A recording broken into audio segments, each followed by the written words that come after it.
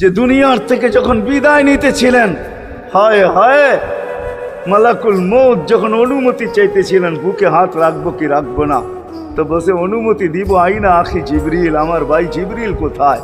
তো বলছে দেখা আসছি ফি সামাইল উলা, প্রথম আকাশে।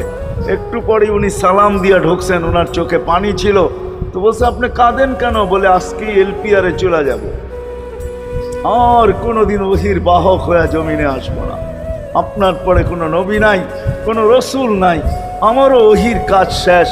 ওহির সুবাদে কখনো কখনো নৈকট্যময় জায়গায় চলে যেতাম, আজ থেকে আর যাওয়া হবে না। আমার চোখে পানি। দীর্ঘ ১.৫ লক্ষ নবী, ৩১৩ জন রসুলের কাছে আমি নিয়ে আসছি। আজকে শেষ দিন, এই জন্য চোখে পানি। তো উনি উল্টা প্রশ্ন করছেন, আপনার চোখে পানি কেন? জিবরিল মালাকুল মউত দাঁড়ায় আছে, অনুমতি চাই।